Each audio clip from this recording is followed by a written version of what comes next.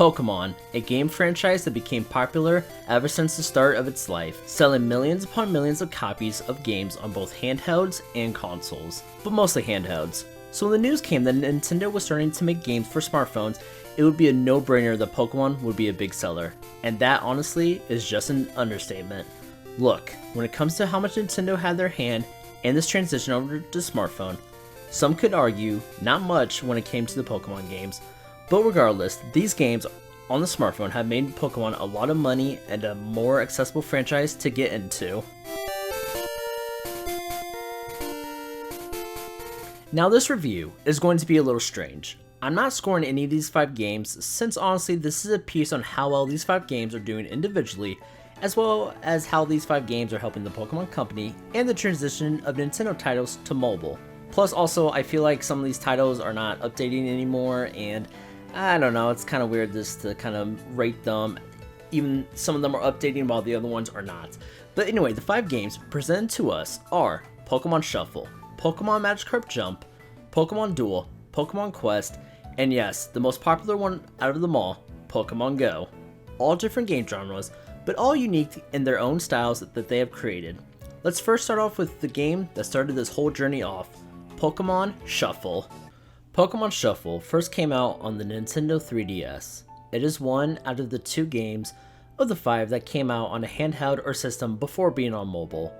Now I played this game mostly on my Nintendo 3DS, since when it came out for mobile I didn't care for it all that much. Putting this game on the 3DS first makes plenty of sense since it is a match 3 puzzle game where you match the same Pokemon in any line or row. That is how the Pokemon will attack the wild or the other trainer's Pokemon. Pretty self-explanatory, but of course it is a Pokemon game, so bringing in Pokemon that is super effective against your trainers will leave you at an advantage. Other wild Pokemon and trainer Pokemon will also attack back. Thinking on your feet is the key strategy to winning each round. This game was developed by Genius Sonority, the makers of Pokemon Colosseum and Pokemon XD Gale of Darkness. I am happy that they are still making Pokemon games, but I wish they were making Pokemon games that weren't free to play games, and going back to the Aura region for a new adventure, but sadly those days are gone. Pokemon Shuffle just had its last update, with the mythical Pokemon Marshadow being added into the game. At this time, Genius Sonority has no plans to add anything new to the game.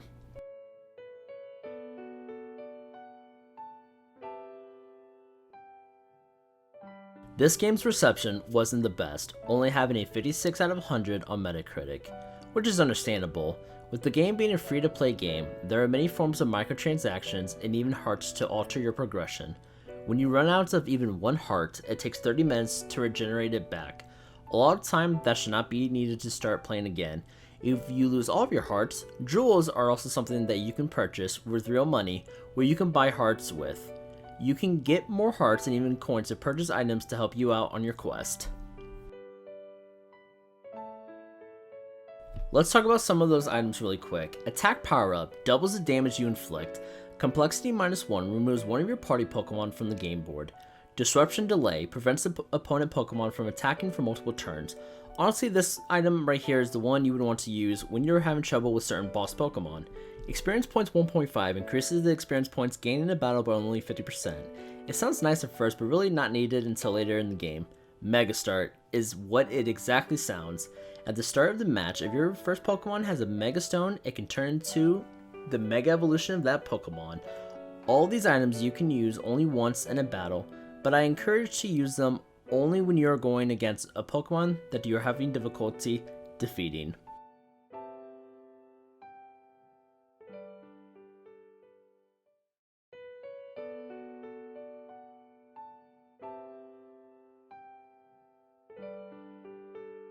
The last items that I want to talk about is the Pokeball and Great Ball.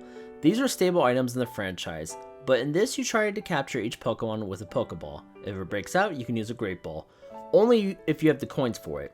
Don't get me wrong, I think it's a great idea that it shows you the percentages of the Pokemon being caught with each one, but it is really annoying when the capture rate is at 90% and it breaks out of the Pokeball and they expect me to use 2,500 coins for a Great Ball to capture it. No thank you. Sometimes, if you're lucky, you can have the chance to get a Great Ball and a Super Catch. Costing a bit more coins, the capture rate becomes so much higher. Great idea, but like I said, in the same scenario, doesn't execute well. Now moving on to a Pokemon game that sounds stupid on paper, but surprisingly executed quite well. Pokemon Magikarp Jump. Magikarp Jump is created by Select Button. It was released on Android and iOS on May 24th, 2017 worldwide. This game is literally what the title says, Magikarps that jump. But in this game, you get to raise your own, train with it in numerous training activities like pushing a rock, jumping up to a jump counter, and hitting a tree. These help your Magikarp level up and grow in size. Feeding Magikarp's berries and having other Pokemon like Pikachu, Mimikyu, and Piplup, just to name a few, will also raise its level. The higher the level and the bigger the Magikarp is, the higher it will jump, putting it into competitions against random AI. You are literally trying to be the very best with Magikarps. Lately, with some people beating the latest Pokemon games with nothing but 6 Magikarps, this game doesn't really surprise me in that aspect. When this game was released, it got a 64 out of 100 on Metacritic, so better than Pokemon Shuffle, but not considered a good game. Magikarp Jump was last updated for iOS 2 months ago of the date of this recording, with Facebook disconnecting ranking boards. Now I don't use Facebook, so that information I couldn't care for. But the surprising thing about this game for me is how long I played this simple and kind of strange game. I mean, you are just training a Magikarp to jump, the highest. That is pretty strange in my book. You can also evolve a Magikarp into a Gyarados by tapping on it, so the Everstone breaks and once it hits level 20, it evolves. But you can't use it for anything. If a Magikarp evolves or loses in competition, it has to retire and you have to pick a new one. Which this part is at random. You select one of the 3 rods and pick a different carp. You can have different patterns ranging from basic all the way to shiny form of Magikarp. Each pattern has their own attributes to help you out. If you do have an iPhone or Android, I say pick this strange game up. It's simple to play and easy to jump back into. Ha, get it? Jump back into because it's Magikarp. Okay, forget it, whatever. But really, this game wouldn't be what it is without the Magikarp song.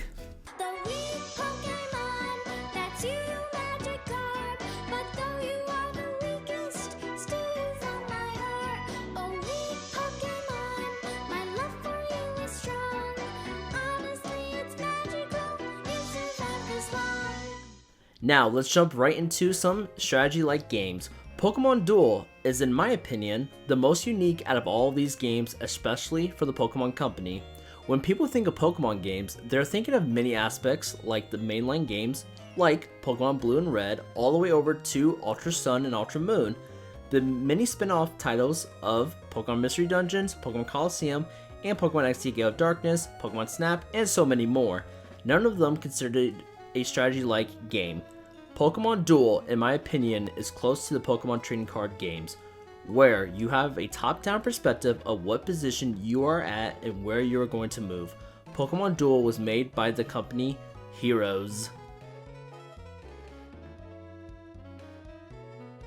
Pokemon Quest is designed to be a board game but on your phone. Let me explain the basics of how this game works. Whoever goes first is determined by random, with the roulette wheel selecting. You and your opponent have to start off by laying your Pokemon on one of the corners on your side of the board. From there, depending on which type of Pokemon you have, you can move a certain number of spots. Same with your opponent. When both Pokemon get near each other, then you have the option to attack. Now, excuse me when I say this, but this is probably the worst part of this game.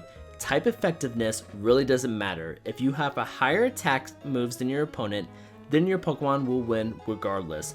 With my time playing this game, I have never versed against anyone who won due to type, and I think that is a problem, especially in the world of Pokemon.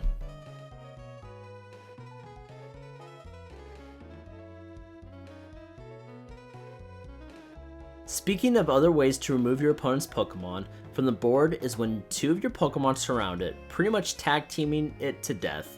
Only 2 Pokemon can be considered fainted. If a 3rd Pokemon has fainted, then the first Pokemon who fainted gets back onto the deck and can be usable again.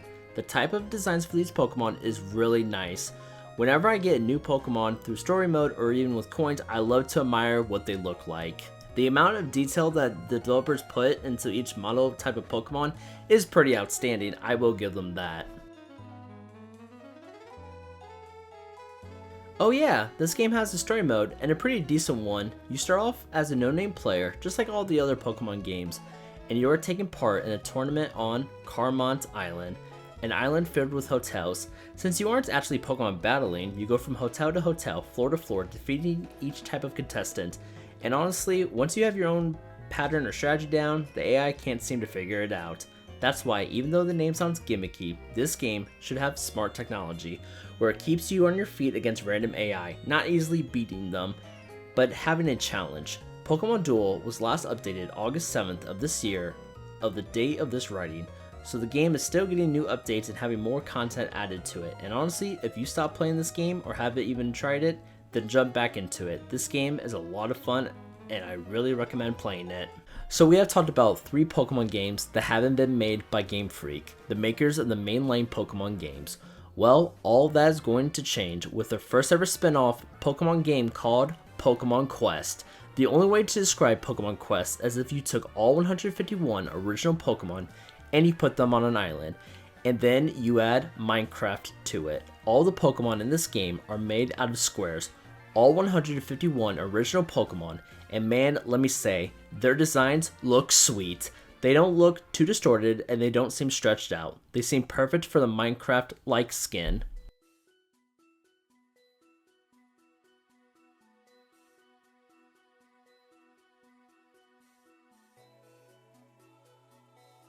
Pokemon Quest's gameplay, however, is terrible. This game first came out for the Nintendo Switch on May 30th, 2018, with the mobile release coming after on June 27th, 2018. This game was announced during a meeting explaining the Pokemon Company's plans for this year's Pokemon games, Pokemon Let's Go Pikachu and Pokemon Let's Go Eevee. Pokemon Quest was one of those games that got announced though. As a free to start game, their words, not mine. You of course don't have to spend any money on this game, but you can, and honestly just spend the cash one time and that is it. Trust me, it will be worth it. This game's gameplay consists of moving the cursor on top of Pokemon's moves and selecting them when the moment is right to attack. Those moves will recharge and you do it again and again until you beat the stage. That is it. For the Switch, it is bad. For mobile, it is okay.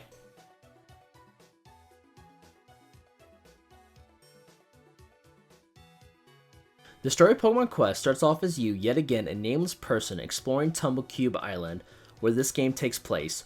You are joined along with your robot assistant, Moby. Moby in this game gives you information on items you receive and Pokemon in general. Moby, however, keeps malfunctioning off and on in the game, but anyhow, it is your job to explore the untamed land and discover the Pokemon that live here. You start off by picking a starter Pokemon. Your choices are Squirtle, Bulbasaur, Charmander, Pikachu, and of course, with the hype of the Let's Go games, Eevee has been added as a starter Pokemon.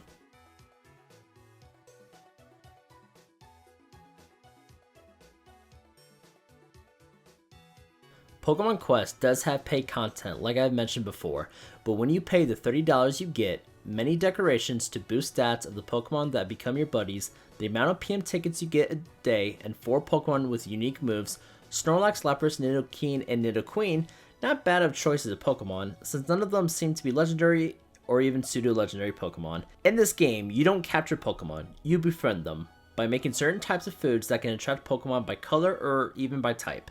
The higher level your pot is, the higher level Pokemon come to the camp. The best idea is to look these ingredients up, since you would need to find out what pot makes what kind of type. Since all the stages in this game have 5 levels that recommend you using whatever type they are calling for, using that type of Pokemon, you get a huge power boost.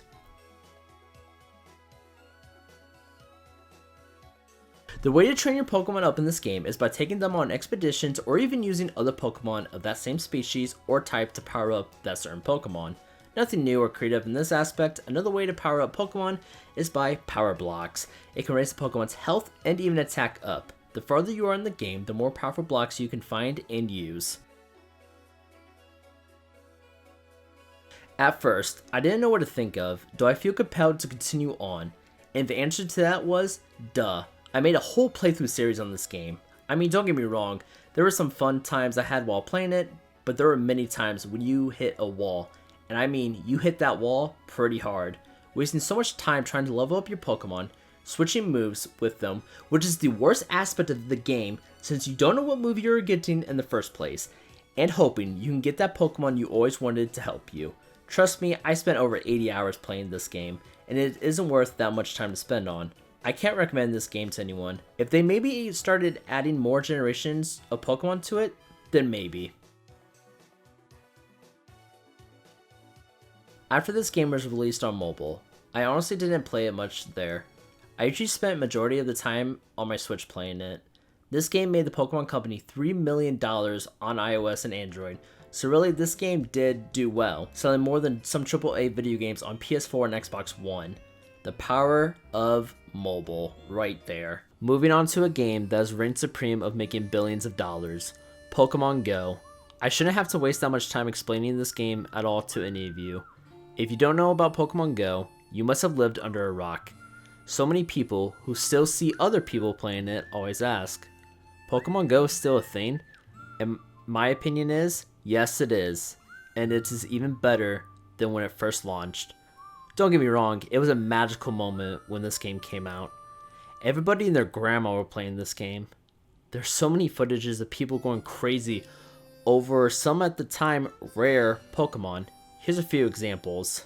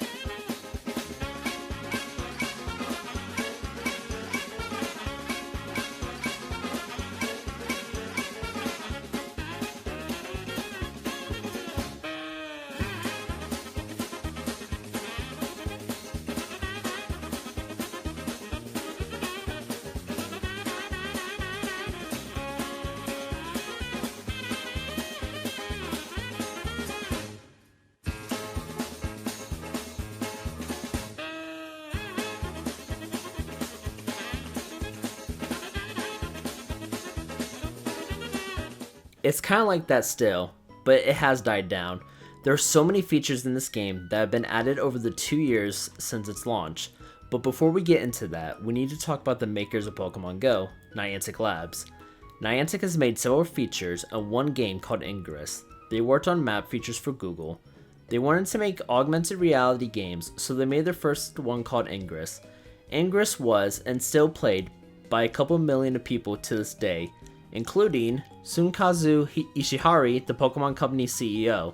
This made it a whole lot easier for Pokemon Go to become reality.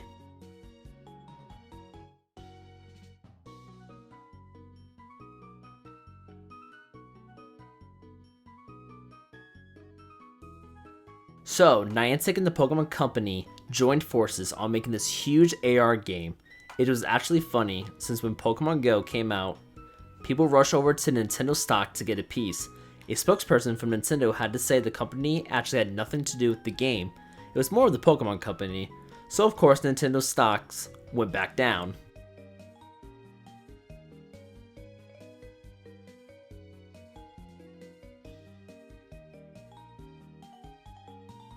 Pokemon Go takes Pokemon into the real world, and as a flick of your finger on the screen, you can capture these pocket monsters. With the circle starting up high and going down, it can help your chances of trying to capture one. Even throwing a curveball can greatly increase your chances. If the circle around the Pokemon is red, that means it's extremely difficult, but if it is green, then it is quite easy. Any color in between, it is somewhat moderate. You can always give Pokemon a berry to make it easier to catch. At first, there are only one berry to use, the Raspberry, but in later updates they introduced the Nab Berry, which stops the Pokemon from moving, the Pineapple Berry, you can receive more candy if caught, and most recently the Golden Raspberry, making it quite easy to capture Pokemon. And actually I lied, the most recent new berry is the Silver Pineapple Berry, which is just a Pineapple Berry and a somewhat of a Gold Raspberry combined together.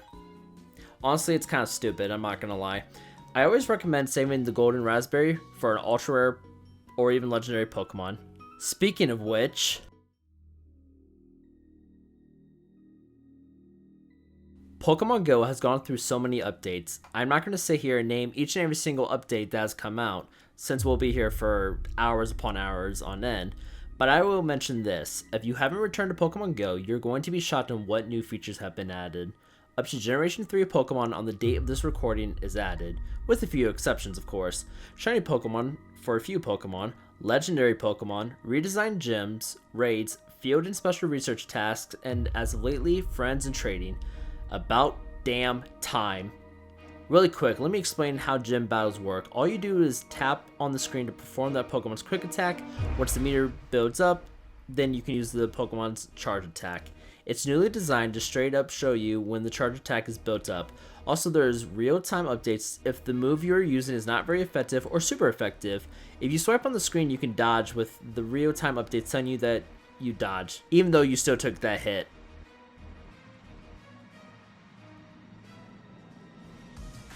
Niantic themselves have even changed how Pokemon Go should be played. When Pokemon Go came out, me personally, I always felt like it leaned more towards, hey, get outside and go for a walk while catching Pokemon. But now it is more focused towards the communities. For example, higher tier raids, which is including legendaries, you need more and higher level trainers to take it out, creating a sense of co-op fun between trainers and other members of other teams. You defeat that Pokemon, you get Premier Balls to use to capture them. You can receive more Premier Balls by the amount of damage you've done to the Pokemon, or even which team contributed the most, or even if you own the gym that the raid is being taken place at. And some of these tiers of getting more Premier Balls need to change. I have heard stories on Reddit pages based around Pokemon Go that people have been excluded from those types of raids due to them being on a certain team or not being high enough levels since people don't want lower levels to join them, which in my opinion is stupid to begin with. The more people you have, the better the match would be. I feel if Niantic could find a better approach to separating Premier Balls to each trainer, then it would encourage more people coming together and not the hostility. Also, when I solo a smaller tier raid and it is just myself, why isn't there a ready up button when I am waiting in the lobby? If I am the only person around since there is no one else around me, why do I have to wait the 2 minutes when I am ready in say 15 seconds or less? Kind of a quality of life problem to fix.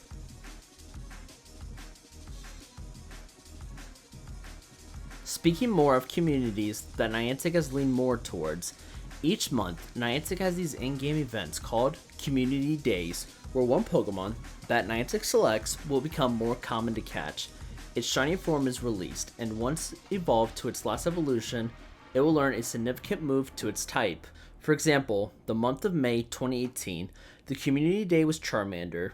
Once Charmander was evolved to Charizard, it learned the move Blast Burn, a move that can only be learned during the 3-hour span of that Community Day. A decision that I don't agree with. Niantic introduced charged and fast TMs. I think we should be able to use a charged TM to learn that move outside of Community Day.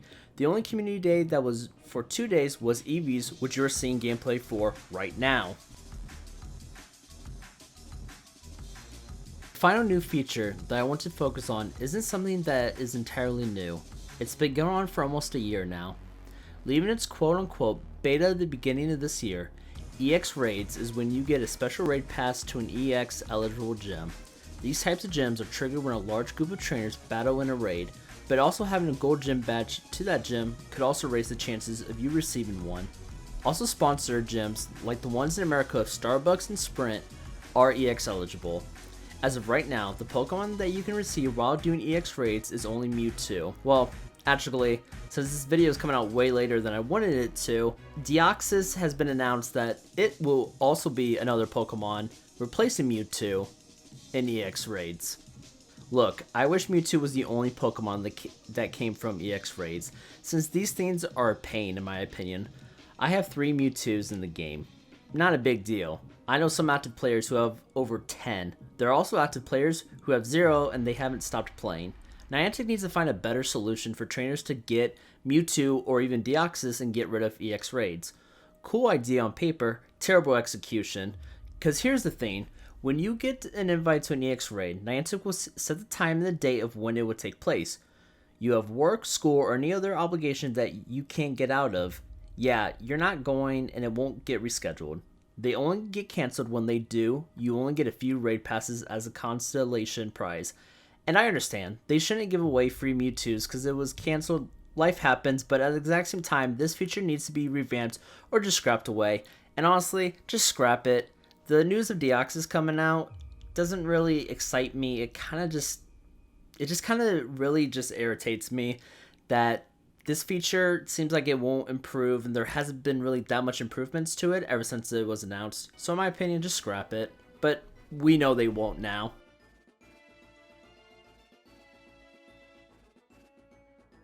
Pokemon Go is still a popular game, no matter what people have said. It brings people together in positive ways, and I am happy Pokemon Go hasn't died off. Hopefully, of the day of this recording, we will have Generation 4 and PvP coming very soon.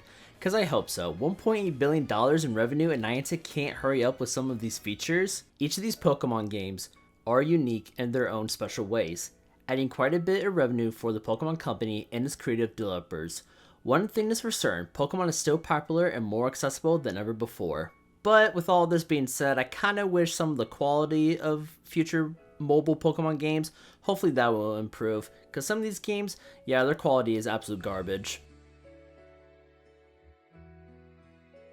Also, put Genius Sorority on a different Pokemon game. Have them make the 3rd game in the Aura region, based off of Pokemon Colosseum X Gate of Darkness. Those games were absolutely amazing. Gosh, I wish they would make another one. Also, hurry up with Generation 4 Remake. This is just my opinion. Different videos, different topics. I know. But anyway, guys, thank you so much for watching this video. It's a different, in-depth type of review. I don't know if I'm going to be calling it that. But anyway, the next type of actually in-depth review is going to be Pokemon Colosseum. Until then, I'll see you guys on the next video.